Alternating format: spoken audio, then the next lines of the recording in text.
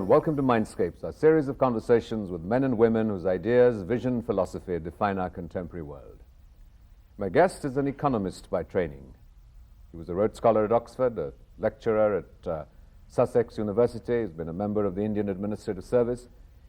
He served as the Chief Economic Advisor to the Government of India, was a professor at Jawaharlal Nehru University, a perfect recipe to lead a university. And most recently, he's been appointed Vice-Chancellor of Delhi University. I'm delighted to welcome Deepak Nayyar.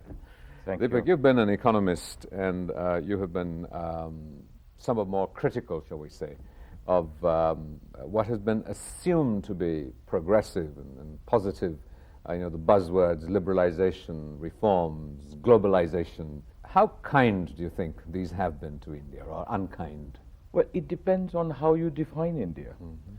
If you think of a small subset of those who are educated and affluent, it has made the world their oyster.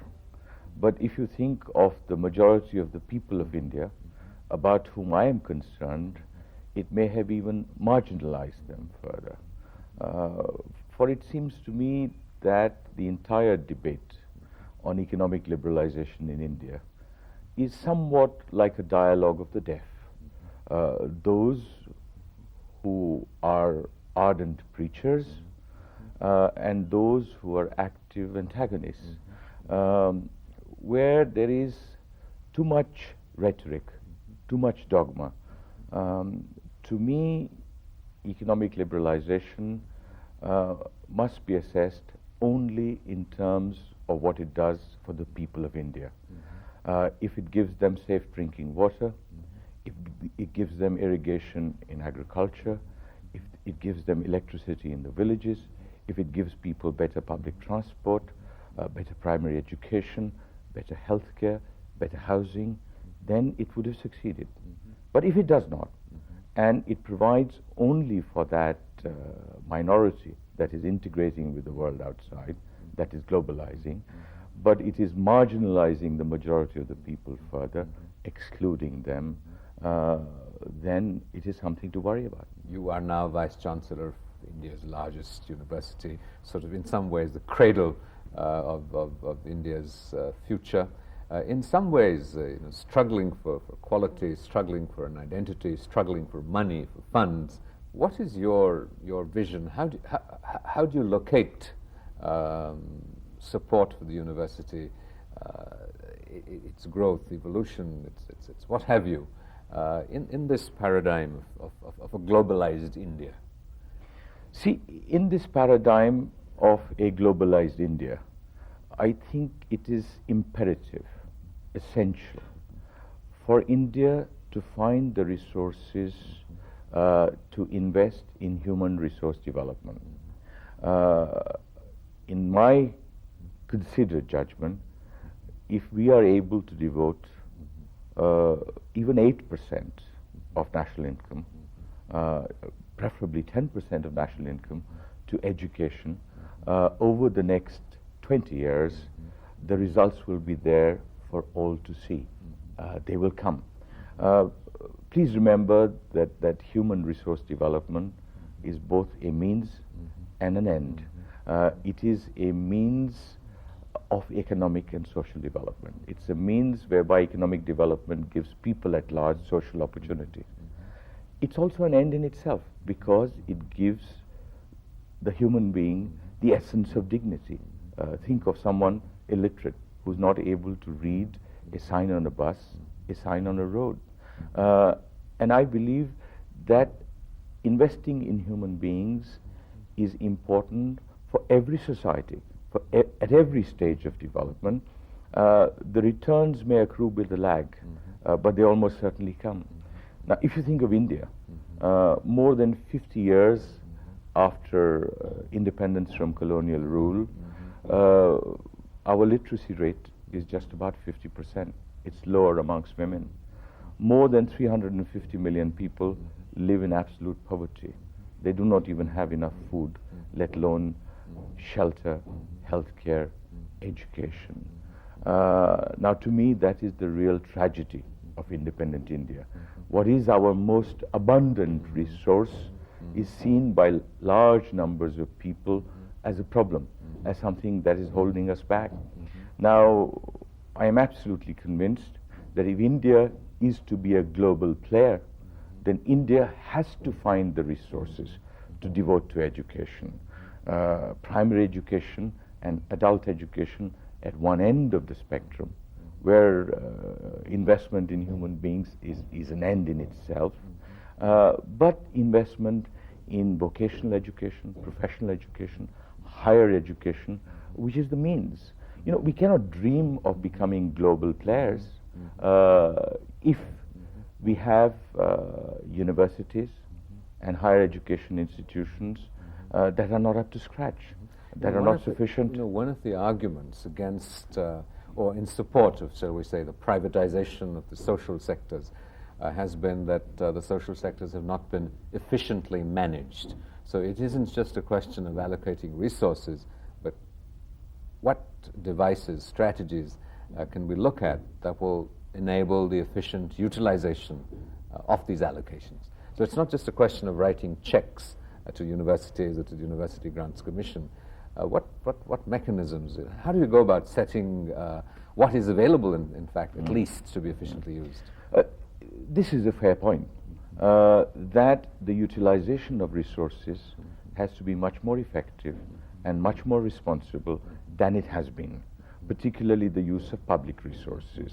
Those in universities, people like me, always stress the importance of autonomy.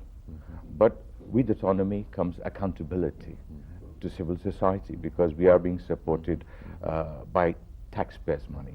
Just as there are no rights in my world without obligations, there can be no autonomy without accountability. But having said that, Rajiv, I think it is important to recognize that there have to be resources in adequate measure available before they can be utilized. Now, in India, we devote a bare 3% of our national income to education. And we all look upon East Asia as role models.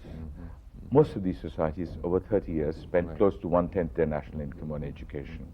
Now, it is clear to me, clear as daylight, that in a country such as India, at our stage of development, if there are to be resources from education, they will have to come from the exchequer. Let me focus for a moment on higher education, universities. You know, there is this belief system that somehow there is a magic in the market. If only the state were to withdraw, private resources would be forthcoming. Now, we have already seen some consequences of medicine as business. We have also seen some consequences of education as business. People in India who articulate this view do not recognize that almost everywhere in the world, from Europe through Asia to Japan, higher education, whether it is universities in the world of liberal education or professional education, is funded almost entirely by the state. The only exception which proves this rule is the United States. But remember that the United States has a long historical tradition of contributions from the rich, from the affluent, from civil society to education. But this has not come in the form of sponsored chairs or sponsored projects. This has come in the form of philanthropy. You know, a family devoted its entire fortune to the creation of Stanford because Harvard was reluctant to accept the money. So that if we have to rely on private funding of education, then we will in universities have only departments of microbiology or biochemistry or management education. What is going to happen to languages, to literature, to philosophy, to history, or even to the classical science disciplines such as anthropology? Now, it seems to me that every society needs universities to sustain a system of higher education, because professional education is a complement. It is not a substitute. Just as vocational education is something that universities should not be engaged in, but it is an important part of every education system or any education system that we need to create. And I, what little experience I have suggests that the private sector in India, the non-government sector in India, whether they are corporate entities or rich individuals, are not yet willing to contribute to education in the sense of a contribution that comes from a spirit of philanthropy, where there are no immediate returns to be had. Now, until such time as that happens, we are going to have to find resources, despite the fiscal crunch, for a higher education.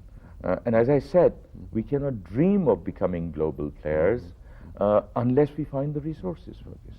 You have mentioned, sort of pointed to the role of university in terms of not being a focus on professional education and looking at this whole aspect of literature and history and philosophy.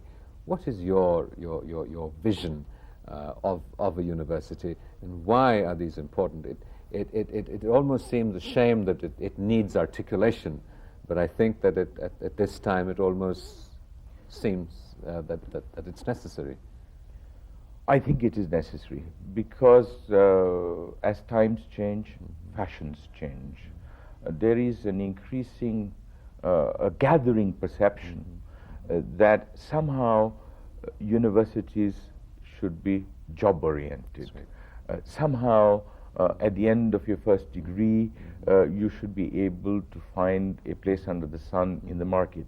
Now, it is understandable on the part of young people because there is a quest for security, particularly in a society such as ours. But I do want to emphasize that universities are the foundations of liberal education. Universities are therefore in many ways the foundation of civil society. And young people should have the opportunity to study what interests them. Because universities are not just about courses and grades. They are about learning. They are about making good citizens of civil society. So to me, it would be a tragedy if universities ran courses in vocational education alone or professional education alone. I think that vocational education is a separate world. We should create, say, such as the Indian Technical Institutes, the ITIs, for that purpose. Universities are about liberal education in providing first degrees, whether it is in science, arts, through engineering, medicine, to life sciences and information technology. You have old disciplines, you have new disciplines. And universities are about that. And there should be then opportunity for people to go on further and specialize. Remember, in the United States, whether you wish to study medicine, law, engineering, or architecture, which are or accountancy, you have to do a first degree, whatever subject you choose. And that is what I think education is about. Now, it is important to make the unemployed employable, of course. And insofar as there are graduates who are unemployed in large numbers in India, universities have to wake up to that reality. That means restructuring courses, restructuring syllabuses, so they become more relevant to society and to contemporary society and to contemporary technologies. But they should not become necessarily job-oriented courses. And there is the professional education, engineers, doctors, architects, accountants, which will always be there. But as I said, it's a complement. It's not a substitute. Well, I sort of completely empathize and agree with your articulation. But you have been a chief economic advisor, and you have served the government in capacities. That what would you say to an economic advisor or a person who was going to sort of allocate the funds to a university which wasn't going to, in their terms, deliver immediate cost sort of things that in terms of a purely cost-benefit analysis wasn't going to yield tangible results, that many software engineers, many accountants, or what have you. What kind of argument would you make to them about the value of the kind of university that you suggest? You see, Rajiv, economic development is about improving living conditions of the people. And economic development is about creating managerial and technological capabilities in the people.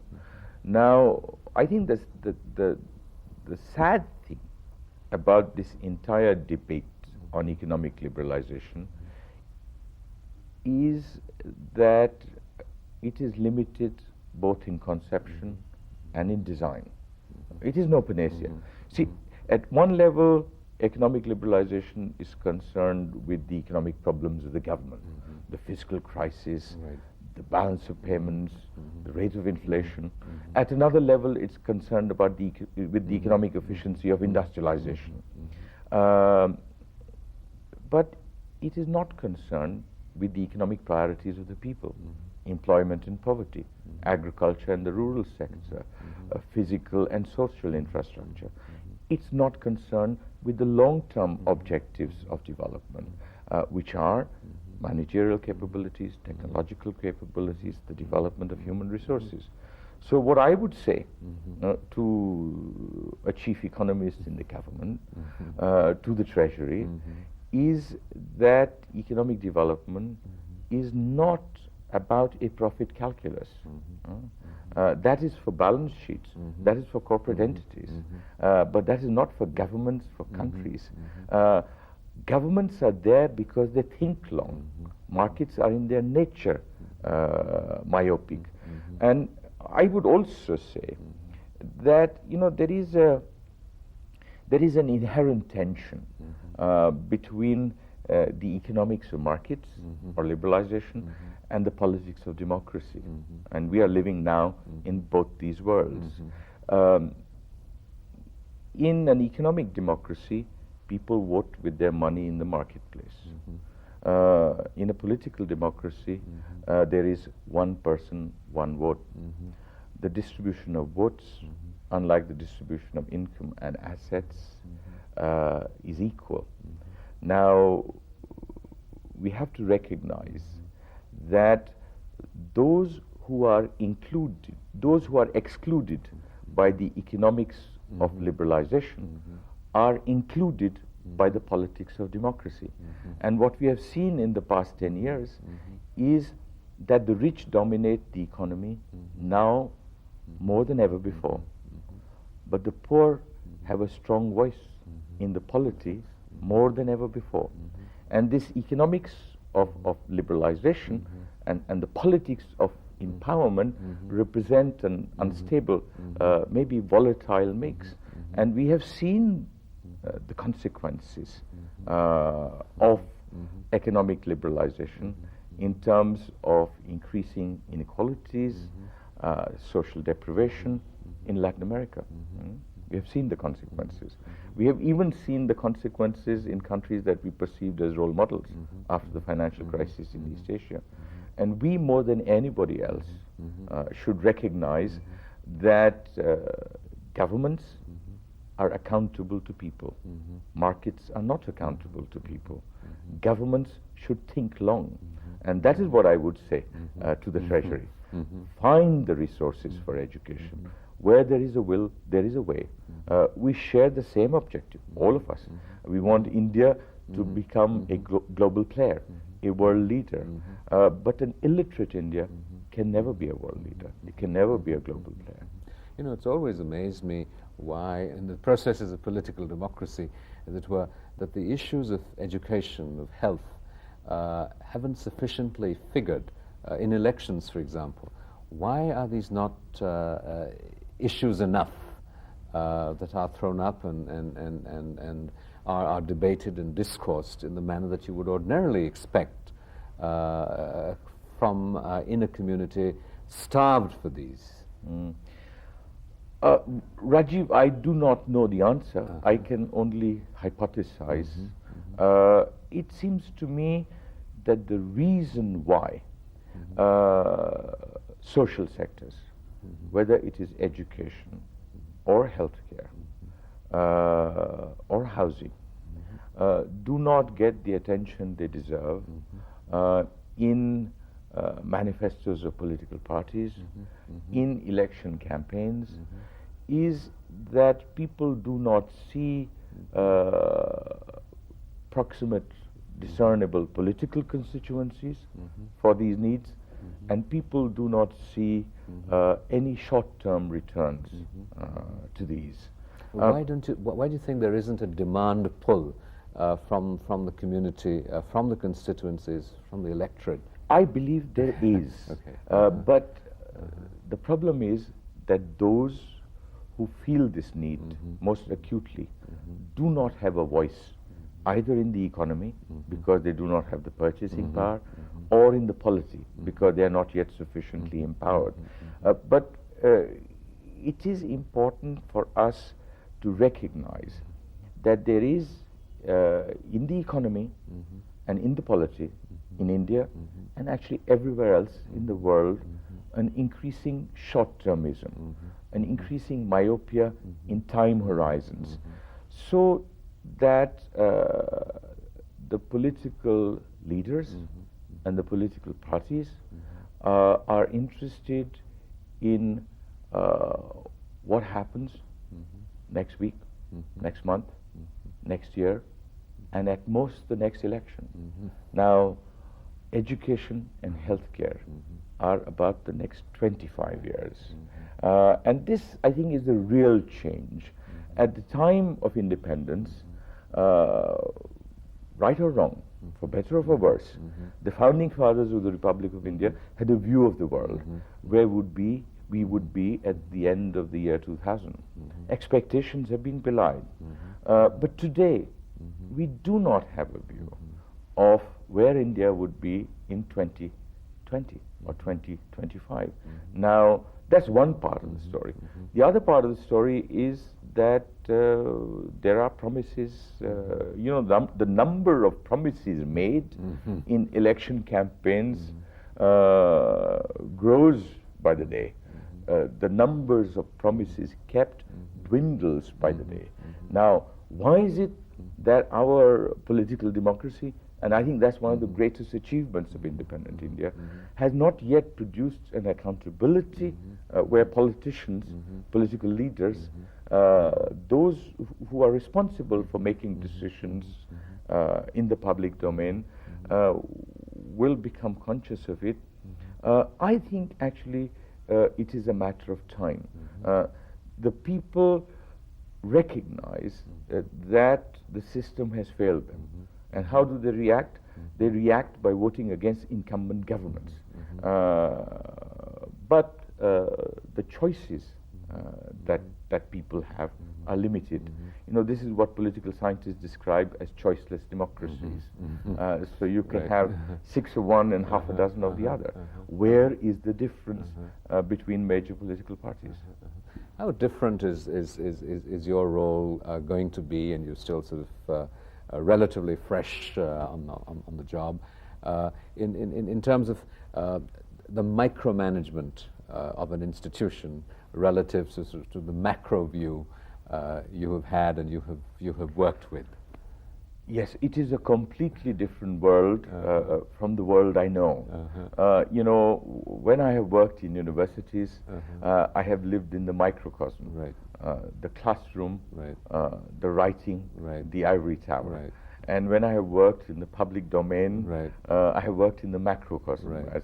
as the chief economic advisor to the government, right. looking at the entire finances right. of the governmental system. Right. Now, this is the macrocosm of my microcosm. But in many ways, the University of Delhi is a miniature Republic of India.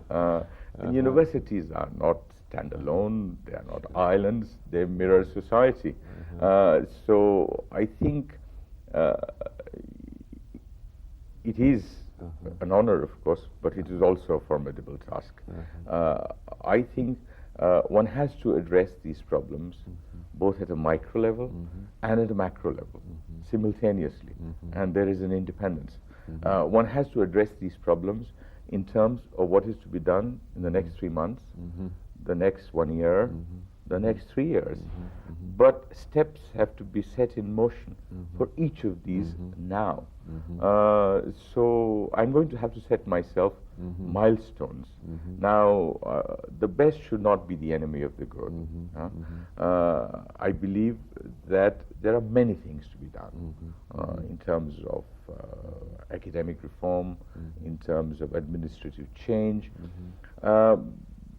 But I have one objective, Rajiv, and one objective alone, which is to make the University of Delhi a center of academic excellence.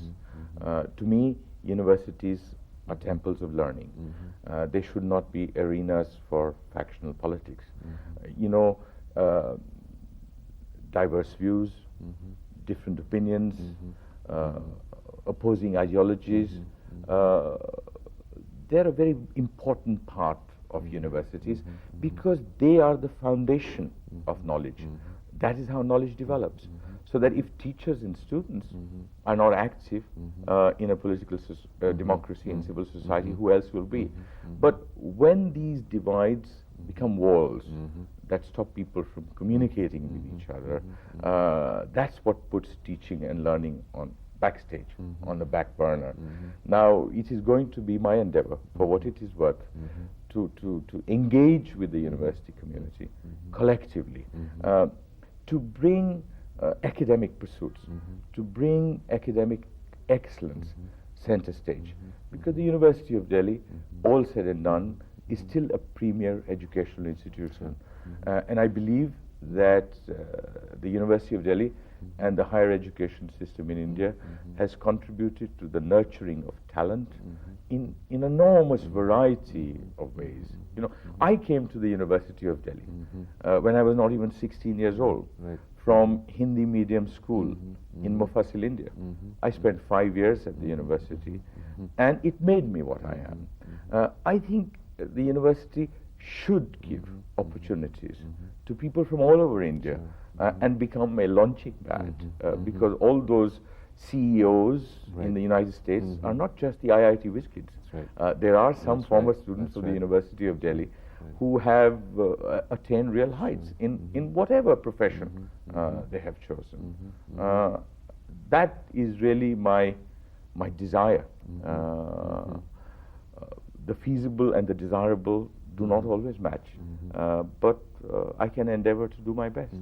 I hope it will be good enough. Well, Deepak, good luck, and I think sort of India and the country needs this, and it's been a pleasure having you on the program. Thank you very much, Rajiv. Thank